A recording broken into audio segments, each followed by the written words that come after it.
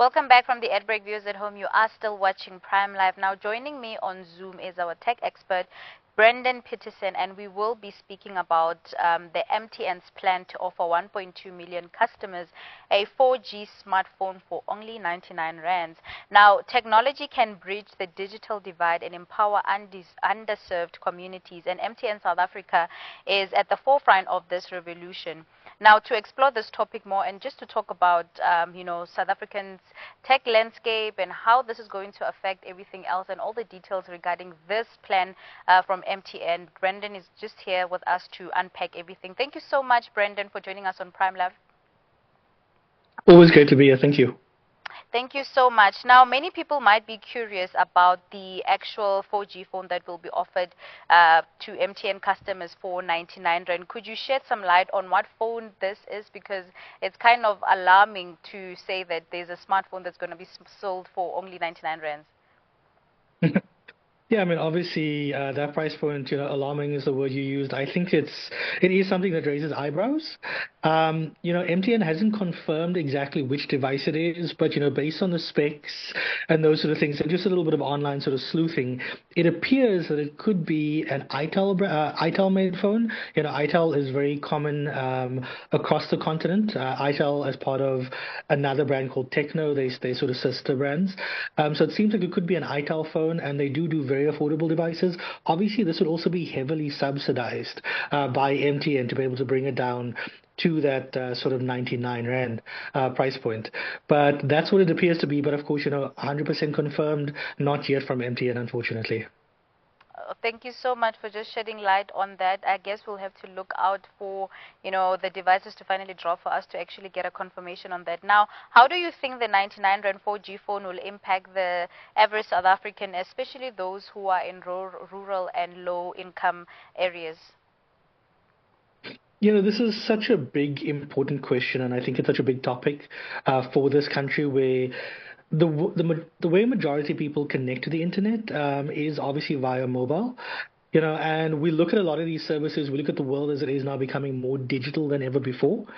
And when a lot of people are not able to access those services, I think we sort of keeping them out of this sort of growing community. So I think, just from that perspective, giving people accessibility is a great thing. It's also a way to find jobs. It's a way to connect with, family, loved ones. So I think it's quite a great initiative. And obviously the way that they're rolling it out, where, they're sort of deciding in the beginning, 5,000 people initially are going to be carefully selected to be able to get the device. Then, 130,000 customers, and then the remaining 1.1 million customers, will be able to get the opportunity. I think it's going to be a big welcome thing for many, many people. It's definitely going to, there's a good side and bad side to it, because I know before going on air, my colleague and I were also just, she mentioned something very important to say. Yes, in the beginning, it could be something that's actually good to say, oh, it's helping many South Africans, but we do know that there's still a struggle of actually maintaining data and the cost of actually a phone, especially for low-income earners. But that's a topic for another day. So let's say this. Most South African, because we are living in an era where we are transitioning from 2G, 3G to now 4G networks. How do you see this disrupting the connectivity for the average user? I think this is a great question, but also I love the point that you brought up about, the cost of data, the cost of owning a device. I think not so long ago there was all that talk about government talking about removing the sort of luxury tax for more affordable devices, targeting the lower tier, but that obviously only works out to an 8% decrease, so still not having as much of an impact as I think people would like. I think this is another part of that puzzle. It's not solving the entire problem, but again, it's another significant move forward. In terms of the sort of transition from 2G to 3G, 3G to 4G, and then 5G, already we're starting to see overseas people talk about 6G networks. By the end of, I think it's 2027, South Africa is actually looking to phase out 2G and 3G networks, which I think a lot of people don't know. So the fact that this MTN device is going to be a 4G, enabled device, I think is a very important thing, because it's one thing to give people affordable devices, but if they're not able to use it in 2 years, then what's the point? So at least I think this mitigates that sort of technological limitation that they could have faced, had they gotten any other devices. Mm. I can't help but think that, think of the motive behind MTN, because the only thing on my mind is like maybe it's a marketing strategy. I don't know. But on that note that I just made, do you think that this initiative could potentially disrupt the local telecoms industry, especially in terms of competition and pricing? The hopeful part of me wants to say yes, it could. Unfortunately, I don't know whether that is actually going to happen. I mean, Mm. 1.2 million people is a lot of people because that's the total amount that MTN is targeting, for this device. Mm. But I think in the grand scheme of things, if you look at total population of the country, if you look at, smartphone penetration, it's not that big of a drop in the ocean. I think what I'm hoping we'll see is other companies, whether it's networks, whether it's other smartphone brands, offer more competitive pricing on their devices because, at the end of the day, I think we've all said it, these digital services are becoming more predominant. And if we don't ensure that our people are connected, we're keeping them from jobs, we're keeping them from education. This is now, I think, yes, a little bit of a marketing thing from MTN because obviously it's only going to work with an MTN SIM. So if you get it, you can't put in a SIM from another network. But at the same time, I think, this also is a very important move forward. So whether it's marketing or not, at the end of the day, I'm hoping that the results are good and pushes others to do more where they can lower the cost of these devices and also cost of data. Mm. No, I mean, if, like you mentioned, by 2027, if South Africa is planning to already erase or sunset the 2G and 3G networks, I mean, this is an opportunity for people to actually grab these 99 Rand phones, because by 2027, whatever device that you'll be using that's not 4G might not be in use anymore. But speaking on that, I want us to touch maybe more on the topic of, the government actually removing 2G and 3G networks by 2027. How do you think this is going to impact the daily lives of, normal South Africans or average income earners of South Africans? Do you think this is a good move? Speaking in terms of, income speaking, or do you think it's something that South Africans will actually manage to, keep up with? I think it's a necessary move. As the world moves forward, as I said already, there's talk about 6G. I think just earlier today I was getting press releases about how other countries, not even just China, other countries outside of Asia are looking at testing 6G networks. We don't even have a proper full rollout of 5G yet in the country. I think this is necessary. I think it obviously frees up spectrum. I think it frees up a lot of other things because also there's the maintenance of all these towers, these networks, which that money could be used for other things. But I think what people don't realize is, when we talk about a phone, I think many of us think of a smartphone, an Android touchscreen, an Apple touchscreen, that sort of thing. A lot of people using feature phones, and feature phones are still very prominent throughout the country, throughout the continent. And, those are devices where at one stage WhatsApp was supported on them, not anymore, unfortunately. But people can still do basic services and still, accept payments and that sort of thing. Those are not going to be able to work anymore. So I think it's going to have a far bigger impact on people than I think many of us realize.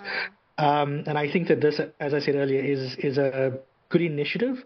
I don't know that it's enough, but I think if we don't at least offer people a viable alternative, we're giving them no lifelines. We're giving them, no way to support their families, no way to, empower themselves. So I think this is a good step in the right direction. I think this is a necessary step. I just don't think it's a big enough step. Thank you so much for sharing that with us. Now, we do know that 1.2 million is a big number. Now, in your opinion, what are the potential challenges in rolling out such a large-scale project for MTN, and how can they, mitigate them? I think there's many challenges. I think, with these devices, obviously, it's going to be how do you determine? Because they say, the initial phase, 5,000 carefully selected customers are going to be selected. And they say this is going to be, usage profile, spending patterns, 10 years, so how long they've been, with the network, and obviously starting off in Gauteng. But that I don't think is an accurate way to decide who gets these devices because, spending patterns normally would, to me, sounds like it speaks to how much are you spending, how, a month, how regular are you spending? And people who have these sort of more affordable devices are not necessarily spending that much. So I think we need some clarity on that. I think as it rolls out to the second phase, where they start offering what are the criteria for that? And then as they roll out, everywhere else, there's 1.1 million MTN customers, what are those criteria? Because also the other thing I think is this messaging only seems to be online, so the people who are most affected, most impacted, who most need these, how are they hearing about these devices, knowing that this is potentially going to be an option for them? So I think we've got a lot of questions. I think also after sales service, cost of data if using this, is it going to be, sort of made more affordable for these specific users? I think there's a lot of questions that remain unanswered with how MTN is going to be rolling this out. I think you've raised a very important, what do you call this, point when you mentioned that in terms of the criteria, what is the criteria? Because I have a feeling that there obviously are going to be some rules to say, when we say 1.2 million people, maybe there's a income bracket, maybe not, it's not for everybody, because then if there is no income bracket, then what's the point of rolling it out? Because you said in the first place it's for low income earners, to be able to afford. So I don't know, we'll see.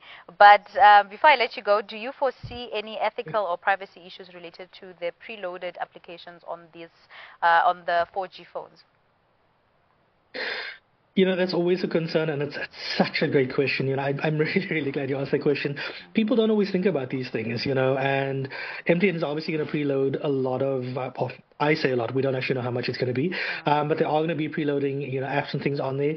Again, unfortunately, we haven't seen these apps. We don't know what the requirements are, but I can say with Android, as it is with iOS, a lot of these apps, when you install them now, give you the option, and tell you these are the settings that it needs access to, these are the privacy things it's asking for, and you can refuse some of them. The app may not work to its full capacity, but at least you are being given a little bit more education. So, I'm hoping with strict oversight, from government, even from the media, and with Android just being the sort of platform now that gives people more information and keeps them more informed, that we're not going to see any privacy sort of concerns or complaints.